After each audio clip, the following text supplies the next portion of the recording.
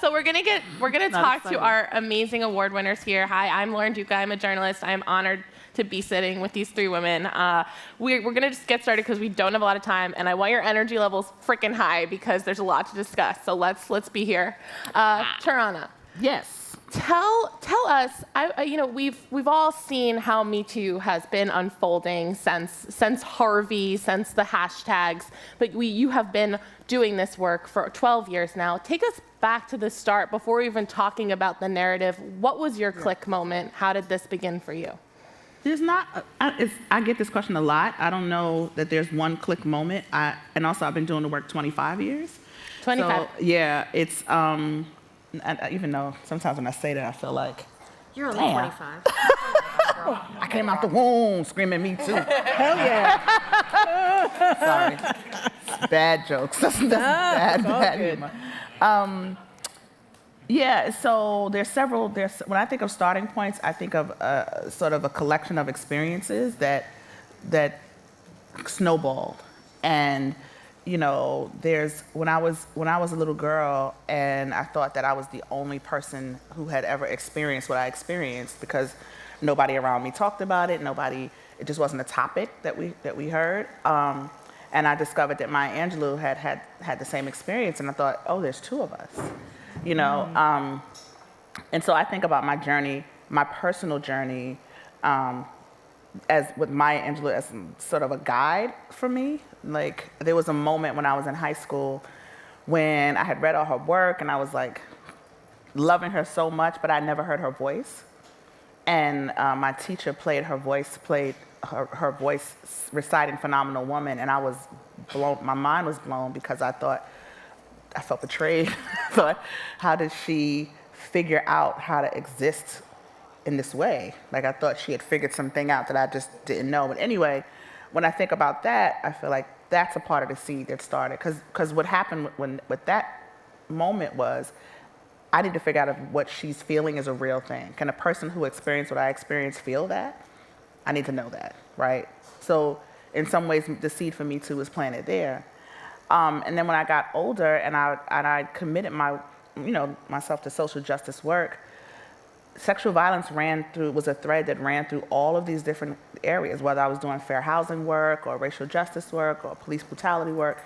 There was always some element, and in most prominent was in youth work. Mm-hmm.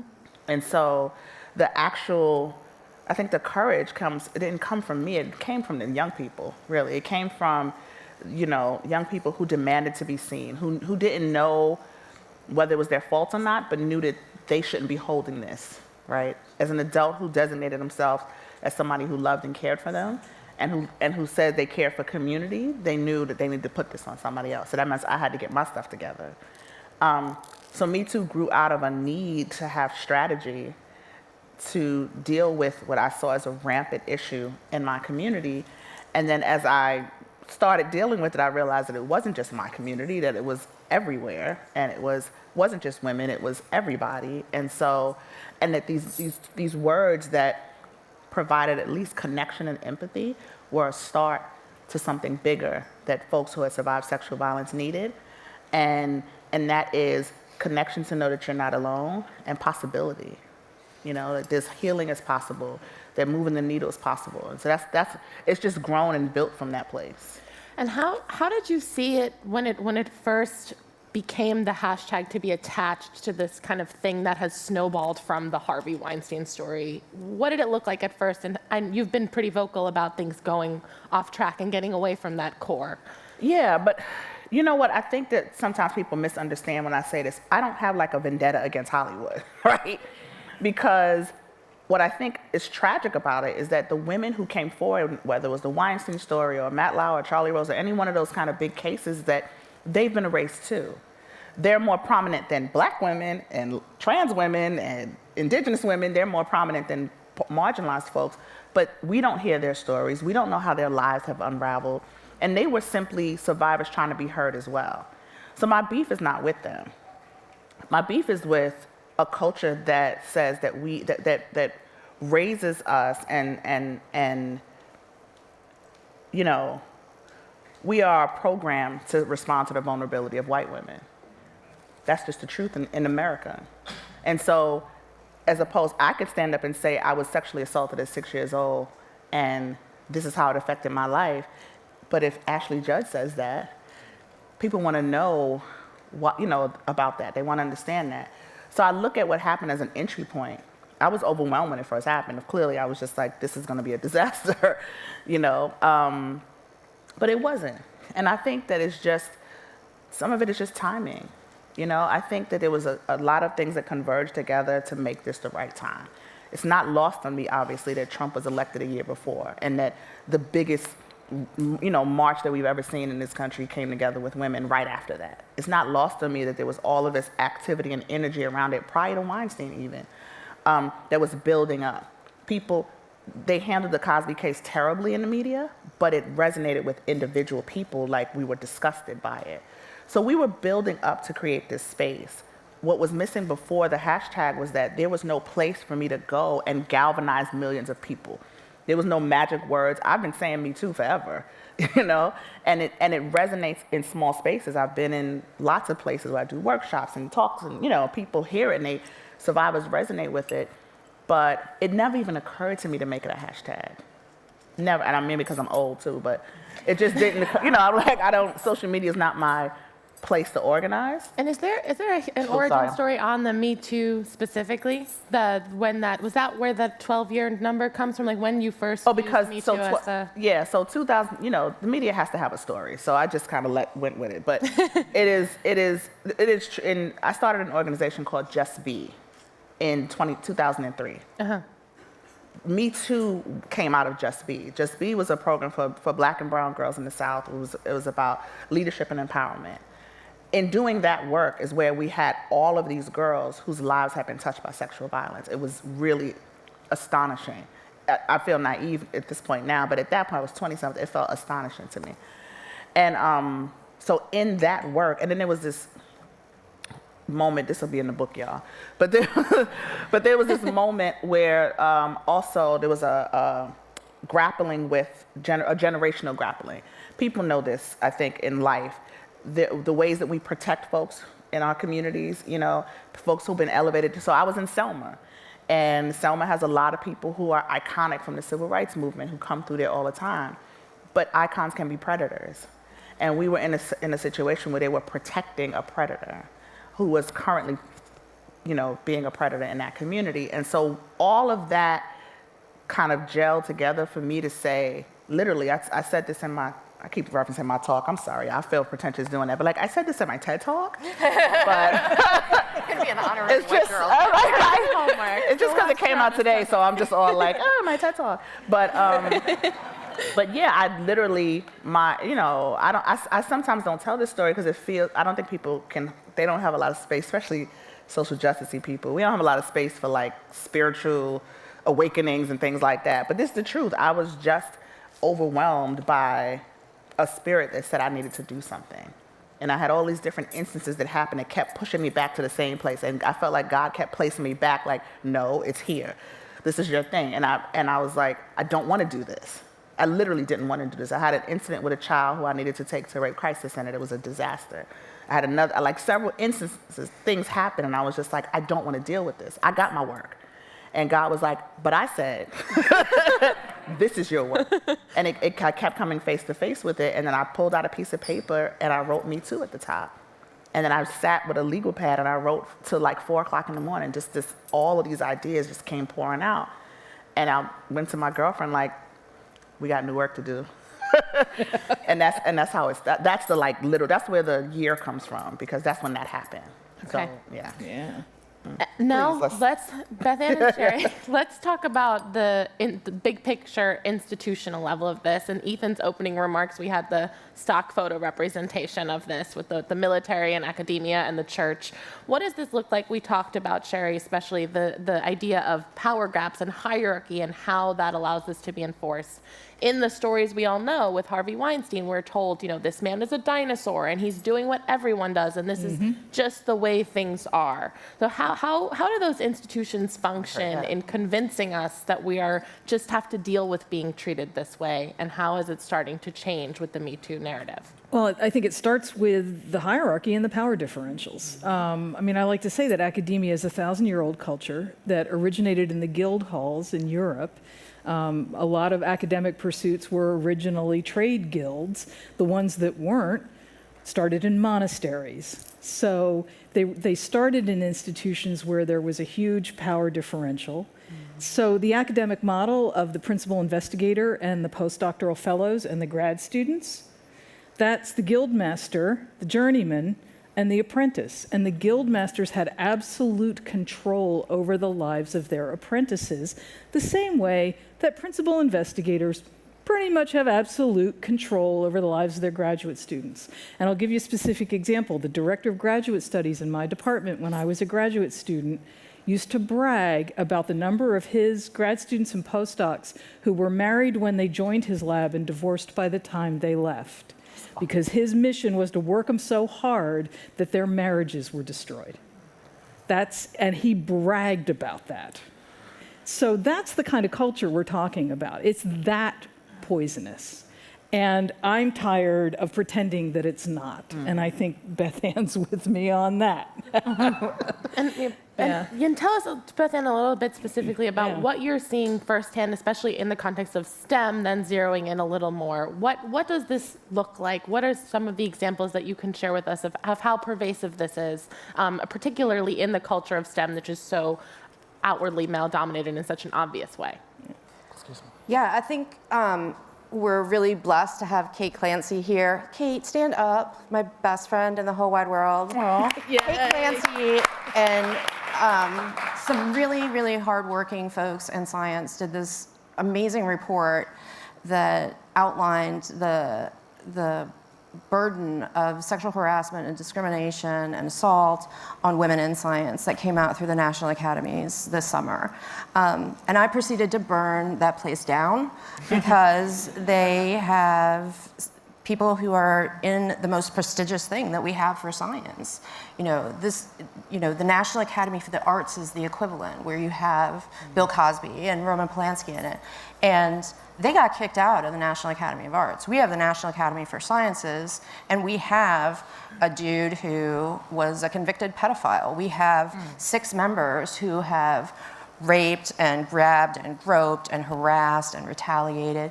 And there's some special bunnies, sorry, no disrespect to the Katy bunnies of West Virginia, like that their mind works in such a fantastic fucking way that we cannot kick them out of science because we couldn't figure out anything without them.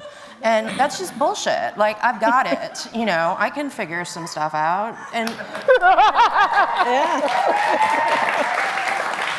they're not that special. They're not that great. I mean, I say to my grad students when they're in imposter syndrome land, I'm like, if you had half the confidence of a mediocre white man, you'd make it.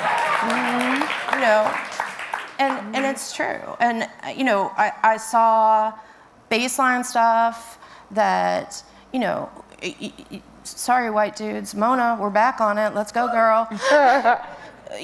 Guys will say to you in academics, like, oh, he's harmless. And what do they mean when they say he's harmless? He's not gonna rape you. He's not gonna rape you. That's what they mean. Truth? He might make grab you. a rude comment. He might grab you. He might grope you. He might, sometimes he'll get drunk and try to you. shove his tongue down your throat. But he's not gonna rape you. So fuck that shit. I mean, that's done. I'm done. I'm 50, 50. And I'm not making it to 100. I don't want to. I want to party hard and burn this liver out. And honestly, I'm not kidding. I'm sorry. I should have met you earlier. I mean, I'm not gonna, my daughter is 15. She's going off to college. I'm sending her to college so that she can be on campus and we have the talk with her where we describe what it's like to be sexually assaulted on campus, which is, oh, don't go to the frat parties or drink from that cup or whatever. And it's, sure, that's real. But it's also real that college is employing somebody who has grabbed and groped and raped and assaulted women, and he brings in more money So the university keeps him there. And can we talk a bit about informal means of fighting back, like these whisper networks where we're talking about who are the men and what does that look like, versus using Title IX and traditional means? How have those things begun to become more prevalent? And can you speak a little bit about your work of the difference between how those kind of women talking amongst themselves versus more formal action, what has been effective? I can speak to my truth, and there are many women in this room that can speak to their truth. Whisper nets are broken. Yep. People still go to these labs, they still work with these people, and we cannot rely on them. You cannot hear a story and think that you know enough, because you don't. And you don't get to sexually assault someone who off campus, and the police come and will arrest your ass, and do it on campus, and have the campus police come and nobody knows about it, and you get to sit in your office as a professor. That's Title IX. Title IX will drag you. I've been dragged for 4 years through Title IX. The Title IX officer at my university, when 3 faculty members saw a dude with a gun saying he was going to go and, end this student who had a case against him, we reported that. That was scary. It was scary to 2 of us, the 2 women in the room. The guy in the room, God love him, was like, he's harmless. He doesn't mean that. Famous last word. Right? Yeah. And he continued to drag me for 4 years and come after me and go after my reputation, and I shouldn't be teaching, and I shouldn't be taking students, and I'm a violent person. Like, the scary woman of it all, right? And I was like, oh, you haven't seen scary until you see my GIF game on Twitter. But I will drag you. Yeah. You had the thought about that too. Well, the whisper networks don't work because they don't.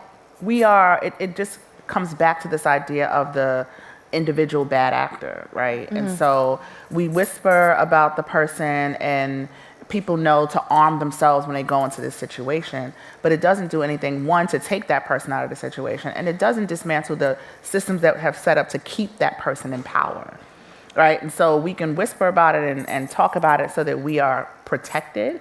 It's a matter of self-preservation, but it doesn't necessarily change anything. And so, one of the ways that we shifted from doing like healing circles to social justice, to organizing work rather, was because randomly one of my kids came in late to the program one day, and I was like, fussing at her for being late, and she said, oh, it's because I had detention. And she said offhandedly, if she had wore her cheerleading uniform that day, she wouldn't have got detention. And I was like, what are you talking about? And she's like, everybody knows Dean Chestnut you can get out of detention with Dean Chestnut if you wear your uniform, if you're a cheerleader or a dance line or a track team, anything with a uniform, to his class, to his office, and do a little routine for him. So but the girls knew this, and they were strategic. They knew about how to use it to their advantage, or how to stay away from him when they weren't in the mood. And it was just normalized. And then this is one girl. And I started asking all my girls, and they were like, oh, Dean Chestnut? Oh, Chestnut the molester. They call him, all of these, they had these nicknames for him. And so it was an effective whisper network because everybody knew, but nobody did anything about it. And so, we have been using them for a long time, and I think this is an opportunity, a moment in time where we can dig deeper than that. And then if we're gonna whisper about it, we should be like steal away study sessions like slaves and trying to figure out how to strategize to kill Massa, not to come on back. Oh, I'm probably sorry.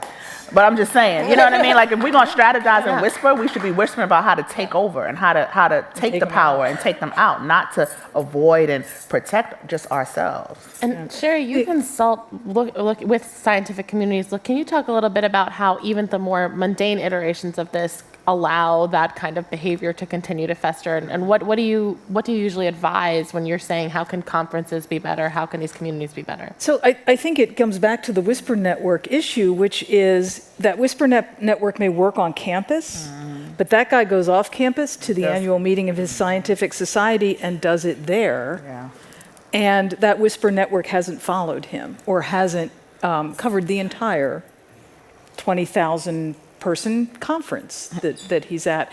And there's a strange kind of shift that happens at these meetings because they're off campus, so they think the rules don't apply. There's this sense of anonymity, even though everybody wears a name badge, although I have dealt with some incidents where some of these serial predators who are quite deliberate about what they're doing at meetings and conferences hide their name tag before they go out to the reception or wherever it is they're going. So they know what they're doing, and they're doing it on purpose, and they pick their targets wisely. They pick the folks that they know are virtually powerless to be the ones to receive, their attention. And I think probably the most insidious bit of harassment that goes on at meetings, because it feeds imposter syndrome, it feeds all of the insecurities that women have as they try to advance in STEM careers, are the older predators who go to a meeting and they will start chatting with a young woman at her research poster or after her talk. And, oh, I'm really interested in your research, and this is really exciting, and I might have an opening in my lab or my department, and, oh, why don't we go over here where it's quiet and talk a little bit? And then it segues from that into, oh, so are you married? Do you have kids? Well, I'm married, but my wife doesn't understand me. Whatever their line is. And then, and then it's the hand on the thigh. And then it's now they've walked her into a dark corner where nobody can see what's going on. And meanwhile, in her head, what's going on is, this can't really be happening. This can't really be happening. This can't really be happening. So which is the natural the freeze reaction to that kind of threat, because it is a threat to safety. And to come back to a point that I think all three of us make over and over again, this is about safety. It's one of the reasons why I tell scientific societies, you find one of these people at your meetings, you throw them out then and there. You don't wait for some big, long, legalistic due process, blah, blah, blah. Your meeting is a private event. You can throw people out if you don't like the pattern on their socks. So throw them out because they are threatening the safety of other attendees. They are poisoning the atmosphere. Word gets out. People see what the predators do. People hear about it. It ripple effects, and it poisons the atmosphere for everybody. Yeah. Go.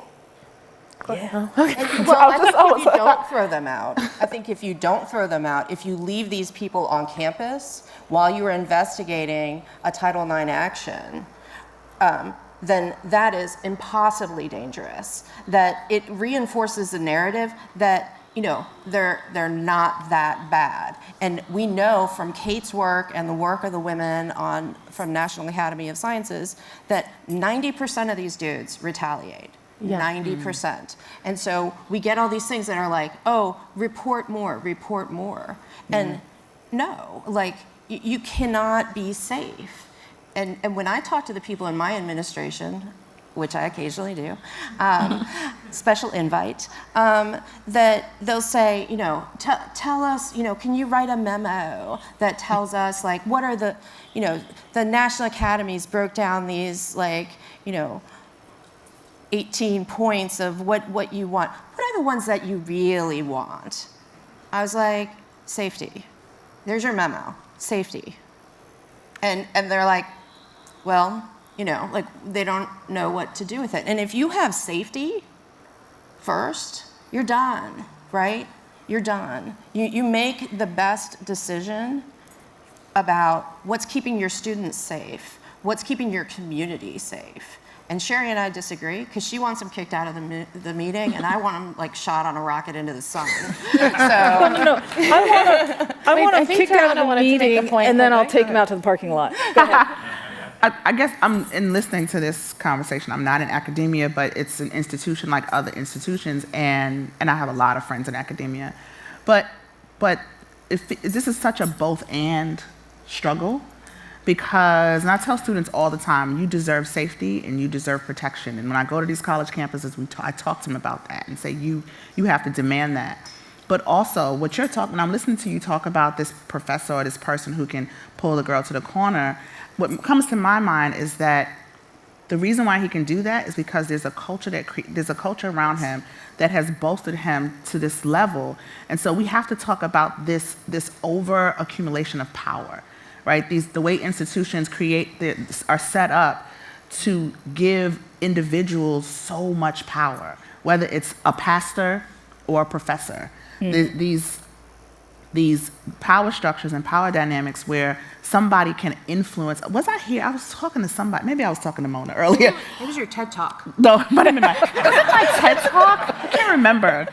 But I was talking about Les Moonves, earlier about the article, and a lot of you probably read it, the article that came out in the New York Times where that just came out like yesterday, talking about his case where he might lose his $120 million golden parachute because this one man might testify. But the story's all, it's a whole intricate story. But the one part that stood out to me is that this fading Hollywood agent was going to use the cachet with Les Moonves to make a comeback. And he talks about, it opens up with Les Moonves coming to this man's birthday party. And he has like B-list people on his, or D-list people on his roster, and like random samplings of folks at the party. And Les Moonves walks in the door, and all of a sudden people are like, oh, he knows Les Moonves? Oh, I didn't know they were friends. Oh, my goodness. And then within days, he has new clients. He has people calling him back that weren't calling him back. And I thought, this is really the problem right here, that one human being can have so much influence and so much power that walking into a room can change another person's career. Right? And so if he can do that by walking into a room, what can he do by making a phone call after abusing a woman, right? So you can get rid of Les Moonves, but what do you do about the systems that create the Les Moonveses, or that create these professors, or that create these dynamics? These conversations have to happen in tandem. We have to talk about how we keep folks safe. I think it's a little bit disingenuous to have these really idealistic conversations when people have everyday lives that they need to walk through. So the safety conversation is absolutely important, right? I always tell people we have to be actively being safe in this world while we dream of a world that we want, right? I talk to my daughter about how to be safe on campus while I'm also trying to dismantle patriarchy and the power structures that make her need to be that way. But we can't lose that conversation, because that's really what this is about. It's an overaccumulation of power that happens, and we have to figure out how to dissipate it and spread it out, so that doesn't happen. Can we talk also a little bit about the culture that happens then after a report is made, after an accusation is made? I mean, there is just such a trend to be concerned, when is Louis C.K. going to get his boat back? Girl, don't start me with that. Kind of, when are we going too far? This is even the broader cultural conversation, but then, we talk about in classrooms and the lab is disrupted, and it's the victim is the one that starts to feel as if they've ruined the situation. How do you all deal with addressing that? And then kind of after we've dealt with the thing that props it up, the one that makes victims toil and deal with this backlash? This is like some hardcore bullshit of where you have some guy who has gotten, the truth has been told, and he sues you. He sues you for telling the truth. Definition. And it hurt his feelings. Right here, I got that one. And your truth is denied. And the story is not this, what happens to the women. How do we make these people, how do we honor them? How do we honor their experience? That we need to have these clear narratives that these are bad people, and then the women just sort of, I don't know what they do, like where did they go, right? And I was like, well, I'm not going off into the sunset, like no.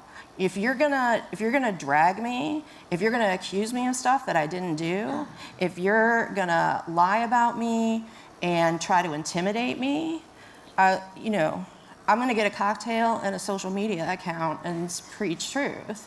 That's just, you have no choice in this culture. And it's so important to, one of the earlier panels said, if you don't have a here, you have to have a local community.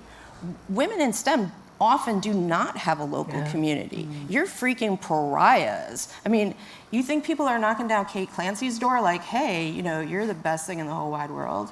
Like, no, I mean, it's a lonely freaking experience on campus, you know, which is totally zen because I get a lot of stuff done and extra Twitter time. But, you know, they're not, you know, you're no local hero. My university hasn't even acknowledged I've gotten this award.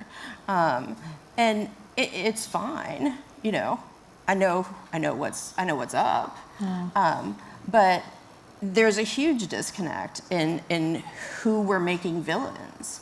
And those ladies back there from Dartmouth are troublemakers, right? Like these poor men and their careers. And that's bullshit. You know, their story needs to be in New York Times. Their story of these are our hundreds of heroes. stories. And how do we rebuild these careers? And this is the missing piece, right? Where, we're gonna give new sexual harassment training.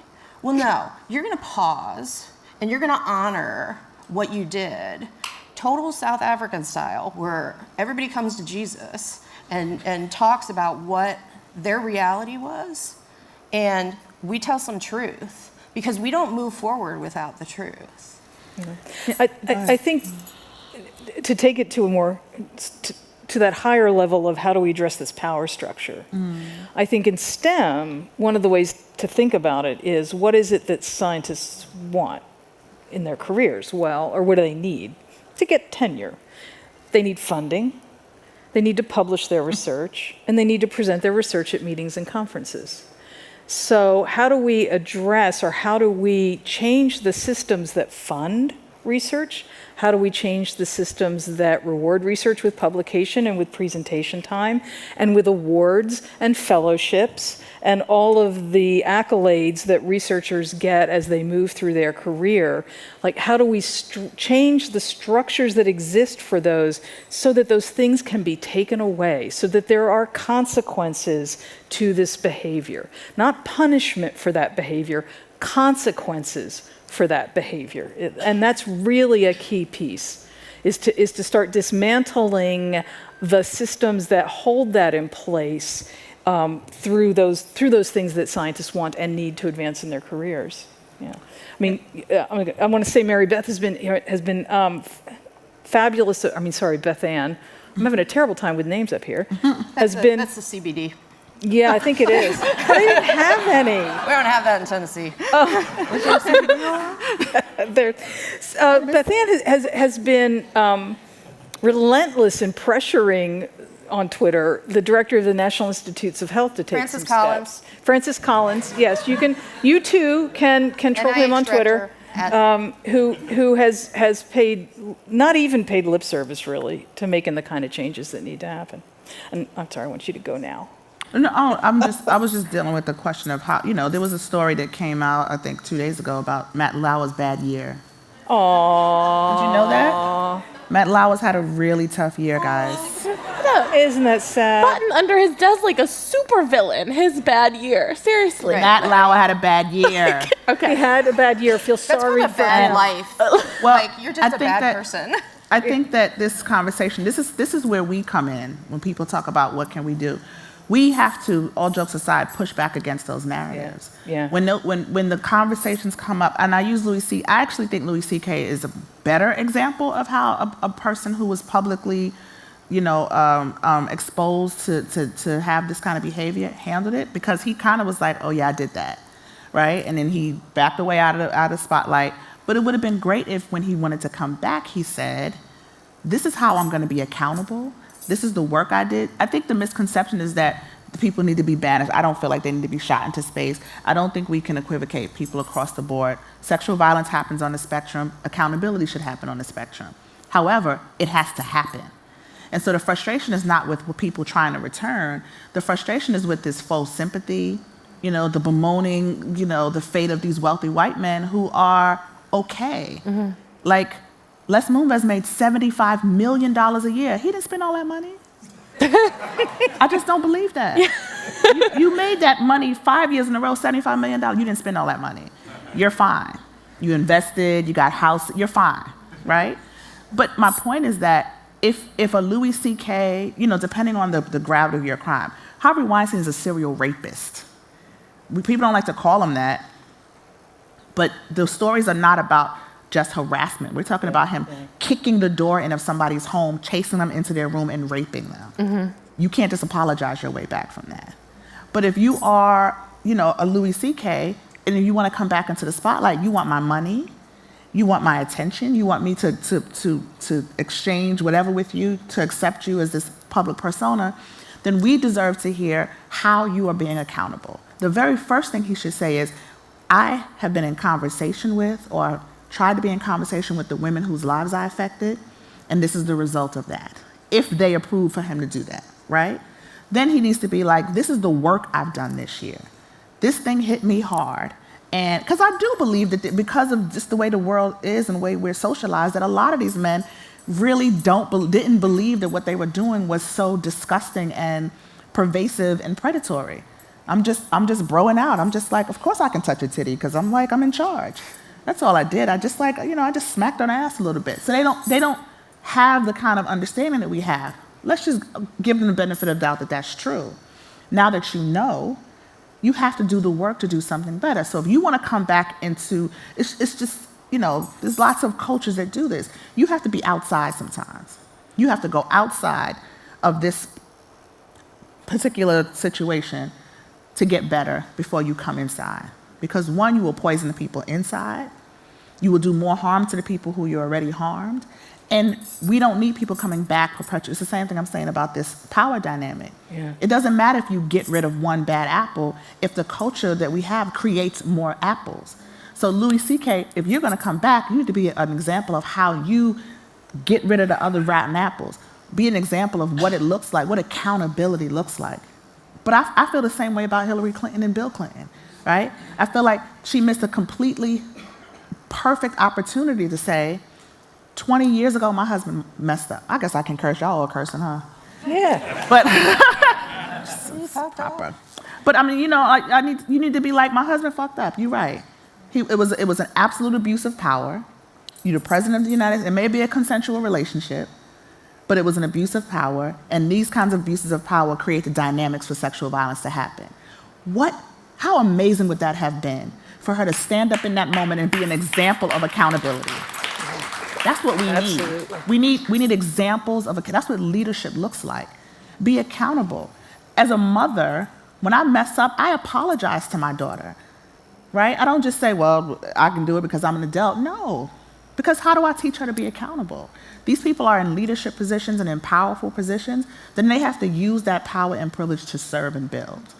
And now I like that you put it that way. Now that you know, how can you move forward? Because I think so much of the toxicity in this conversation is clinging to the idea that this is the boys will be boys idea. And so I just get to keep on doing that. Yeah. So now my last question is a big one, and I guess however is most important to each of you to answer. What is this? Maybe, it is a question of addressing it in a gendered way, whatever makes the most sense. What are specific things that people who want to either come forward with their stories, change the culture at a personal or specific level, what do you want people in this audience to do or people watching from home instead of just getting lost in this big, tiring conversation? How can we plug in and take agency and have action? But then also maybe for men who are feeling a little lost and scared, and that how can they be more proactive and join us at the table that we are barred from entering? I would, well, for those of us with privilege of various kinds, but particularly straight cisgendered white men, get a grip on that privilege. Understand what that privilege is, how it shows up, how it benefits you, and then figure out how to use it for good and not evil. And figure out how to give it up when you need to give it up. I think that is probably the biggest change if I could wave a magic wand, that would be the thing I'd go for. Because I think that's really what's going to shift the cultures of power, is an understanding of privilege and oppression and what it is, and how to forego privilege when you've got it, how to recognize oppression when you see it and stand up beside folks who are oppressed so that oppression ends. I think that kind of active allyship is really key to this. And it's a lot of work. And the real key to it is you have to get comfortable with being uncomfortable. So any of you folks in the room who heard Mona's talk earlier today and it made you squirm and it made you feel really uncomfortable and you sat there thinking, when is she going to shut up? Live with that discomfort. Learn to be okay with that discomfort, because that's where the change is going to come from. The kind of change that we really need. Yeah. Want to go?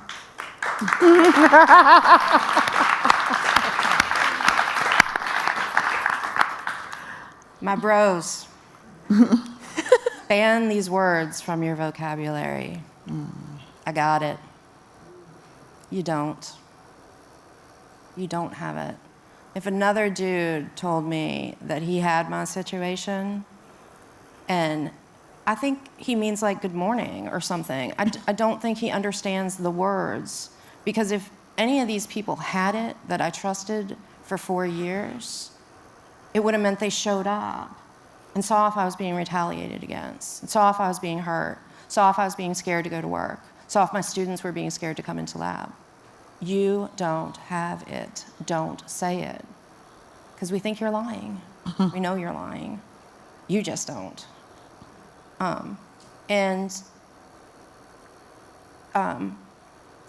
We've created some spaces in Twitter where men can step in when women say, I'm done. You're an idiot and a troll, and I'm so tired of explaining the National Academy of Sciences report. And so we just hashtag out STEM troll alert. And we have 30 dudes, Josh Special representing today, who will go in there and they'll have anywhere from a super authentic conversation of like, oh, well, here's the data and here's the reference because your Google machine doesn't work. And they'll do that, or they will drag these guys in the most delightful way. You just put the dudes on mute and listen to the conversations where, you know, it becomes ridiculous of what they'll do. And it's empowered men who are allies to know that we need them, and me to say, I need you here, do this thing. And they get to step up and have that conversation, and that's incredibly meaningful. For women, we've created a nonprofit so that we can help at that critical moment where you filed a Title IX, or you're thinking about filing a Title IX, and we're like, hold up, here's what you deserve, here's what the National Academy says. And yeah, that's great for you, but we're also sending that to your boss because we have eyes on you. And we have a website to share stories of helping to create community so that you're not alone. And we also have an excellent way to drag people like Marcia McNutt and Francis Collins and Lawrence Tabak, who are these leaders, because I don't have a problem with NIH, I don't have a problem with the national academies, I have a problem with the head of those, right?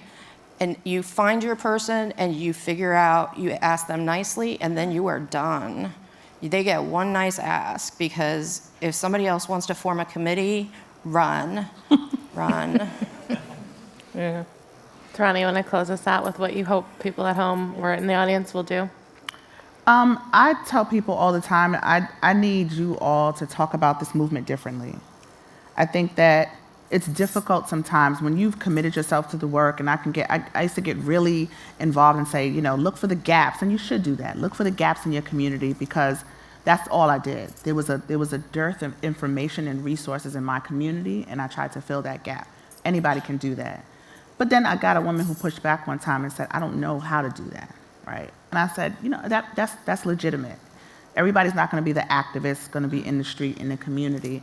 But what you can do is, when you hear people talking about and framing this work and this movement wrong, when they say it's a witch hunt, when they start talking about due process, when they make it highly gendered about men and women, you can say that's not true. This is a movement about supporting survivors of sexual violence, the whole spectrum of sexual violence, whether they're being harassed in institutions or raped in streets. This is a movement about making sure that people have the resources that they need to heal, and it's about doing the work of ending sexual violence, period. All the rest, anything outside of that is a distraction. And so that's a very simple thing that everybody here can do. Beyond that, you can be proactive in the spaces that you occupy. And so if it's your job, I talk to people all the time who've never even read the sexual harassment policies at their jobs.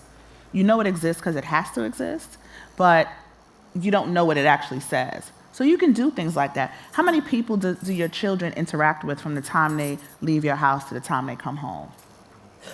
Who are those people? How are they vetted? Like, these are things that we can do to create protections right now in our local communities. The last thing I'm going to say, since this is disobedience, is it's I've been thinking about this since I was here earlier. It's not lost on me that I'm the only black person up here, and it's not lost on me that it was all white women up here earlier getting this award. And it is, everything I know about disobedience comes from black women and women of color who cannot afford to be disobedient and don't often get rewarded for it. So I recognize this as a privilege. So if you want to do something different, we need to acknowledge that while sexual violence does not discriminate, our response to it does. And there are gendered and classist and hierarchical responses to sexual violence that we can dismantle in our little liberal conclaves. We can stop asking survivors to tell their stories, stop asking low-income women who can't afford to quit their jobs to stand up and fight for things that you can be doing and standing in the gap for them. Recognize that if you're queer, if you're trans, if you're a person of color, your interaction and your connection to the violence that you experience is very different than if you are a white woman or a white man or whatever the level of privileges that you have. We have to stop using intersectionality wrong, because it's not just about being kumbaya and us all working together. It's recognizing that when I come here as a black woman, as a single mother, I have a laundry list of identities that all interact in a very particular way, so I show up in a particular way, and we all have that. And so you all can be very proactive in the spaces that you occupy, and I want you to be really thoughtful about that. And just if you know survivors in your life, be extra compassionate, show extra empathy for them, and remember that as you deal with them. Thank you. Let's give these three women another round of applause.